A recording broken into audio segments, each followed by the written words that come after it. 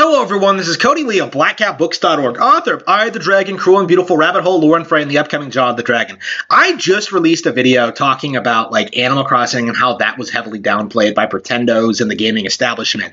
And it seems like we're in the process of the same thing happening to Tears of the Kingdom. This game is obviously going to be one of the best games of the year, probably game of the year, unless Nintendo has some heavy surprise waiting for us at the end of November or something. This is, a sequel to Breath of the Wild, one of those innovative, most popular games on the Nintendo Switch.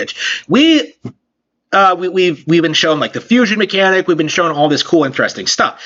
But there seems to be a very, very real push against this game. And of course, it's no different than the push against Breath of the Wild or the push against any other major Zelda release. I remember this happening with Skyward Sword, with Twilight Princess, to Wind Waker, to Majora's Mask. This has probably been going on since the 90s, right? I don't remember Ocarina being downplayed, but I think that might have been just me being so young and not being able to read. But I'm sure even back then, Ocarina was being compared unfavorably to Final Fantasy VII, right? Because Final Fantasy VII was the PlayStation game, which had the big marketing budget behind it, and Ocarina was the Nintendo game, which was supposed to go bankrupt and become obsolete because the PlayStation was just so much better. So we're in that phase now, right? Where we're seeing a lot of people pretend that they're not excited for Tears of the Kingdom, that this game is going to be disappointing, that it's not going to live up to the original, which they love, right? This is the typical Zelda cycle stuff. Oh man, I love the last Zelda, but this one, there's nothing there that I'm interested in. It's typical Pretendo logic, right? Is that it's either too similar to the last game or it's not different enough, right? You keep seeing this all the time, right? And Tears of the Kingdom, I think more than most other Zelda games, is really getting hit with this argument that it's too similar to Breath of the Wild, which is laughable to me, considering just how innovative Breath of the Wild was. Tears of the Kingdom really does seem to be really growing the formula that Breath of the Wild set. It does kind of make sense for them to just reset a new Zelda game in the same map. I remember growing up just how weird it was for me, when I realized that Twilight Princess and Ocarina of Time did not feature the same map, even though they allegedly took place in the same kingdom, right? Even though allegedly Twilight Princess took place 100 years after Ocarina. There was there are these real questions about wait, why are things in different places? Why has everything been moved? What's with this what's with the complete different locale? But with Tears of the Kingdom, they really are trying to establish a real continuity, a real sense that this is a real sequel to Breath of the Wild with new mechanics and new features and more abilities, right? They have a lot of things that they want to demonstrate to us. And I think in a lot of ways, this is probably the way they should go, right? I think a lot of people, a lot of casual players don't necessarily understand just how much work went into designing the Breath of the Wild world. And so, giving it,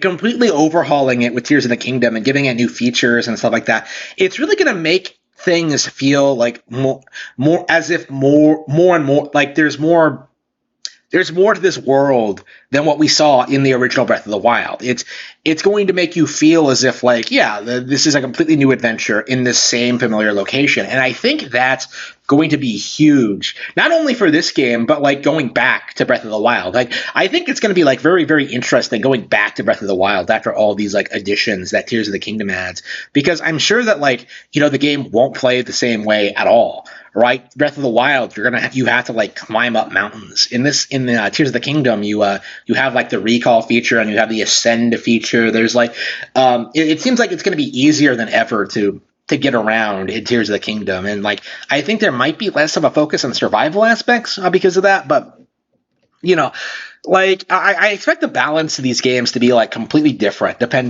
because of all the things that you can do in Tears of the Kingdom that you couldn't do in Breath of the Wild, or vice versa, right? We don't necessarily know everything about Tears of the Kingdom, right?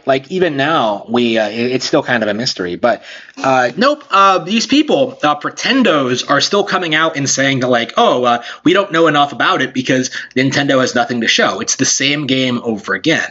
which is simply not true. This has been like demonstratively not true since the very beginning, but they're saying it because they really have nothing else. The problem is, and we've been seeing this with the Mario movie as well, the problem is that these people would like never be satisfied with anything, right? They will always come after everything Nintendo does, no matter what, with some kind of arbitrary complaint or just unnecessary just whining. Like they'll always find something to complain about, right? And as a result of this, like more and more, I'm not even like really paying attention to what specifically these people are saying, right? And I wonder if like I'm alone, if I'm not alone on that, because it really does feel more and more as if like the vast majority of the Nintendo audience, like they don't really pay attention to what gaming YouTubers say about Nintendo at all, right? Like how many people are like using Angry Joe's review to justify not liking the Mario movie? Like nobody, because that review was garbage, right? Like it's not.